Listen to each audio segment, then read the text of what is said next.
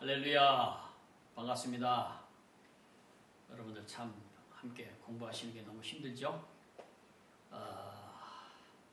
하지만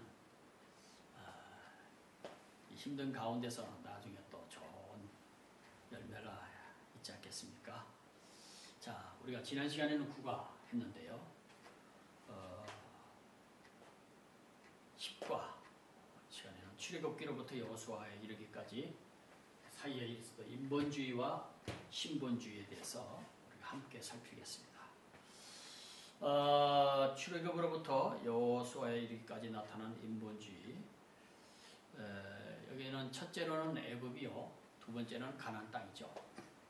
애굽은 신본주의의 백성들이 떠나야 할 장소였고, 가나안 땅은 신본주의 백성들이 정복해야 할 땅이었던 것입니다. 이들이 가지고 있던 인본주의의 특징을 우리가 보면은, 첫째 애굽을 우리가 살펴보면은, 애굽은 첫째 요셉의 공로를 잃어버렸던 것을 볼 수 있습니다. 요셉이 애굽의 총리로 있을 때에는 애굽은 상당히 신본주의 영향을 받았습니다.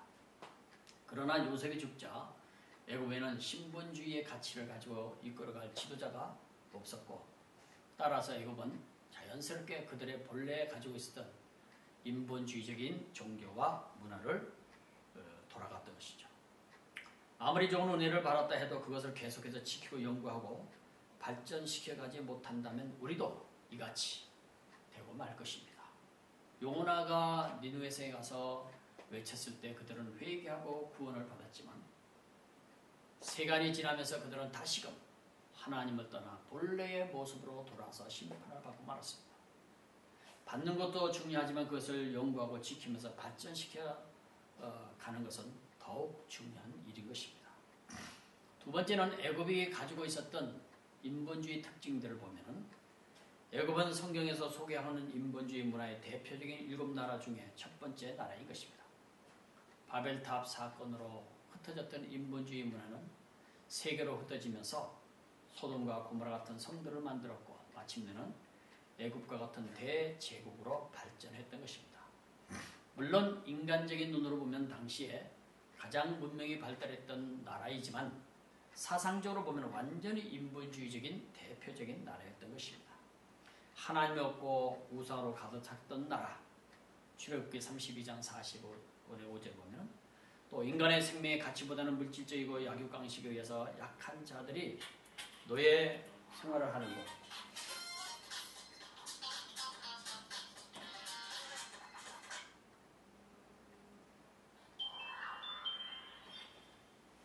죄송합니다. 껐는데도 제대로 안 꺼졌네요. 자, 그리고 당연히 구원의 복음이 없는 것이었고, 문명이 발전했다는 것은 물질 문명으로 인한 사치와 향락이 가장 발전했음을 의미하는 것입니다. 그리고 세 번째, 신본주의 백성인 이스라엘을 노예로 삼았던 것을 볼 수 있습니다. 처음에 요셉이 애굽에 내려와서 그들은 기근에서 구출했을 때 요셉과 그 백성들에게 엄청나게 감사했고 호의적이었지만은, 요셉을 잊어버린 뒤에는 은혜를 끼친 백성들을 노예로 삼아버렸던 것이죠. 인본주의 세계의 공통된 점들이 이것인데, 신본주의 백성들을 핍박하는 것이 바로 공통점입니다. 가인이 아벨을 죽였던 것처럼 인본주의 나라는 신본주의 백성들을 핍박하거나 노예로 삼는 특징이 있습니다. 그래서 결국 멸망당하게 되는데, 인본주의 세계의 마지막은 항상 멸망으로 나타나게 됩니다. 가인이 그랬고, 그의 세계가 그랬고, 바벨탑이 그랬고, 소돔과 고모라가 그랬고, 마침내 애굽도 하나님이 쏟으신 10가지 재앙으로, 그리고 홍해바다의 재앙으로 멸망하고 말았던 것입니다. 큰 두 번째는 가나안 땅을 우리가 보게 되면은, 이 가나안 땅도 죄악으로 가득 찬 땅이었던 것입니다. 애굽이 떠나야 할 땅이었던 가나안 땅은 정복에서 인본주의 문화를 없애고 신본주의 문화를 실현시켜야 할 땅이었던 것입니다. 레위기 18장 3절에 보면 5절까지, 너희는 그 거하던 애굽 땅의 풍속을 쫓지 말며 내가 너희를 인도할 가나안 땅의 풍속과 규례도 행하지 말고, 너희는 나의 법도를 쫓으며 나의 규례를 지켜 그대로 행하라. 나는 너희 하나님 여호와니라. 너희는 나의 규례와 법도를 지키라. 사람의 일을 행하면 그로 인하여 살리라. 나는 여호와니라 라고 말씀합니다. 그런데 하나님은 왜 그 땅을 심판하시고 그 땅을 이스라엘 백성들에게 주셨을까? 아무런 이유 없이 그 땅의 사람들을 심판하시고 이스라엘 백성들에게 그 땅을 주신 것이 아닌 것입니다. 그 땅 역시 더 이상 용납할 수 없을 정도로 악한 상태가 됨으로써 노아 시대의 심판에 임했던 것처럼 바벨탑의 심판을 받았던 것처럼 애굽의 심판을 받았던 것처럼 심판을 받게 된 것입니다. 성경은 이 부분에 대해서 말하기를 레위기 18장 24절 25절을 보면은 너희는 이 모든 일로 스스로 더럽히지 말라. 내가 너희 앞에서 쫓아낸 족속들이 이 모든 일로 인하여 더러워졌고 그 땅도 더러워졌으므로 내가 그 악을 인하여 보라고 그 땅도 스스로 그 거민을 토하여 내느니라. 하나님께서는 가나안 땅의 사람들의 죄악으로 인해서 그 땅이 심히 더러워졌고 또 그 땅 스스로가 그들을 토해 버리셨다고 말씀하시고 있습니다. 분명한 것은 신본주의 백성이든 인본주의 백성이든 죄악이 가득 차는 심판을 하신다는 사실. 그래서 지난날 하나님께서는 아브람과 이 땅에 대해서 말씀하실 때 그 땅 백성들의 죄가 가득 차면 그때 이스라엘 백성들이 그 땅을 기업으로 얻게 될 것이라고 창세기 15장 16절에 말씀하고 있습니다. 그러나 하나님의 공의는 동일하십니다.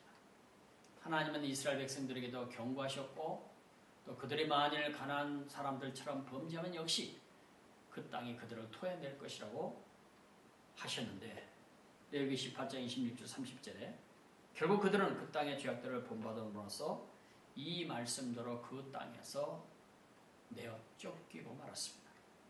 열왕기하 17장 17절 20절에 보면 기록하고 있는데요. 그 하나님 여호와의 모든 명령을 버리고 자기를 위하여 두 송아지의 형상을 부어 만들고 또 아세라 목상을 만들고 하늘의 이를 성신을 숭배하며 또 바알을 섬기고 또 자기 자녀를 불 가운데로 지나가게 하며 복술과 사수를 행하고 스스로 팔려 여호와 보시기에 악을 행하여 그 노를 격발케 하였으므로 여호와께서 이스라엘을 심히 노하사 그 앞에 제하시니 유다 지파 외에는 남은 자가 없으니라. 유다도 그 하나님 여호와의 명령을 지키지 아니하고 이스라엘 사람의 세운 율례를 행하였으므로 여호와께서 이스라엘의 온 족속을 버리사 괴롭게 하시며 노략군의 손에 붙이시고 심지어 그 앞에서 쫓아내시니라 라고 기록하고 있습니다. 그래서 두 번째로 이 가나안 땅의 인본주의의 특징이 무엇이었는가? 인본주의 특징은 동일합니다. 그들에게는 하나님이 없고 대신에 우상으로 가득했고 하나님 나라가 없고 오직 이 땅의 것들만이 중심이 되며 하나님과 영적인 관계가 없고 역시 인간을 육적 존재로만 보게 되는, 그래서 항상 탐욕과 사치로 넘쳐나게 되는 것입니다. 그들은 육적인 쾌락만을 추구하기 때문에 항상 성적으로는 문란해지고 타락하게 되는 것입니다. 가나안 땅의 성적 타락 역시 하나님이 탄식하실 정도였습니다.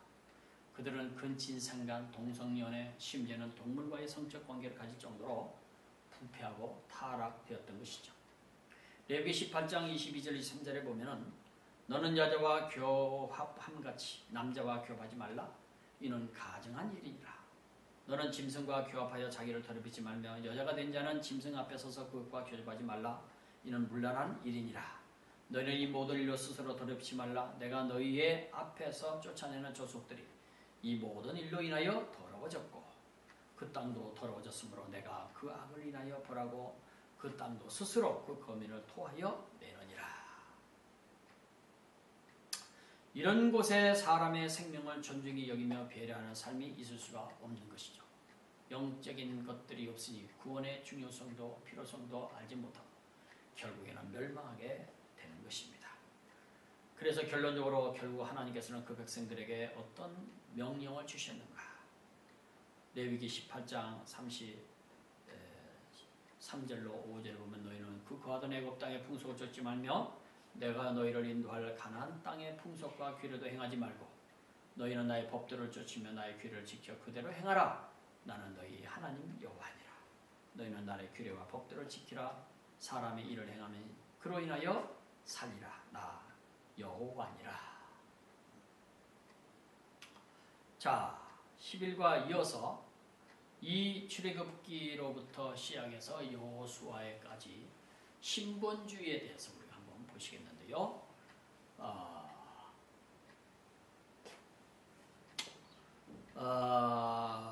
첫째, 성경은 인본주의 역사가 진행되고 있을 때에 하나님께서는 어떻게 신본주의 역사를 이어가셨는지를 보여주고 있습니다. 그것은 이스라엘 백성들을 애굽에서 건져내신 사건이고, 또 하나는 그들에게 주신 신본주의 문화의 법이었던 것이죠. 신본주의 문화의 법은 다룬 책이 바로 레위기, 신명기인 것입니다. 그래서 첫째, 애굽과 이스라엘을 보면 출애굽 과정에서 가장 중요한 백성은 이스라엘 백성입니다. 그들은 이미 그들의 조상인 아브람 때부터 신본주의 백성으로 선택되었기 때문인 것입니다.